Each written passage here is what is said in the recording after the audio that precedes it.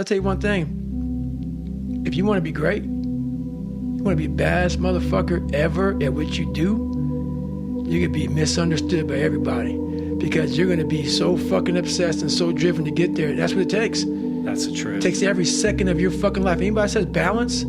Yeah, balance is important for a lot of fucking people. It is. But if you want to fucking go to that edge where people do not like you, don't understand you, question everything you fucking do, you've arrived. Through discipline, through self-discipline, through repetition, through tons of repetition of the same thing that you don't want to do, you develop mental, like an armor for your mind. You start to armor your mind, because your mind's like, okay, we suffer every day.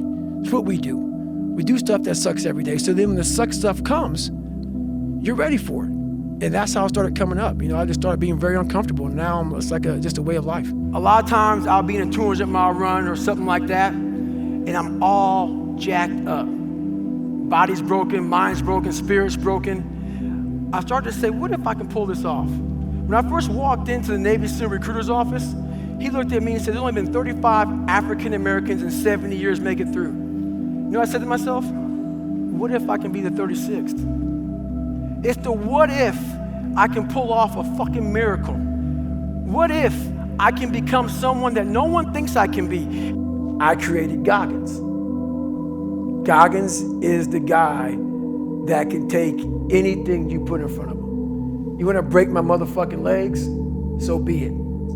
I have a way of going to a place like I did in that race where all the pain and suffering that they put on top of me in Hell Week, I will reverse that pain and suffering and I will take your soul.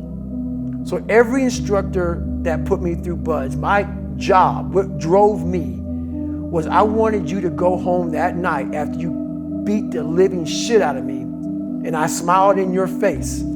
I wanted you to feel worse than I did and you were going home to a nice warm bed with your wife or your kids and a nice meal, and I was still out there in the grip, suffering for another 100 hours. I wanted you to think about me knowing that I'm comfortable being very unfucking comfortable. Nothing is permanent. Nothing is permanent. And a lot of times you have to learn to perform without motivation.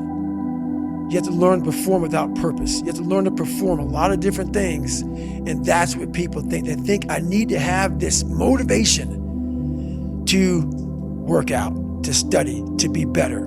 So if they don't have it, they just don't fucking do it. And that's where you fail.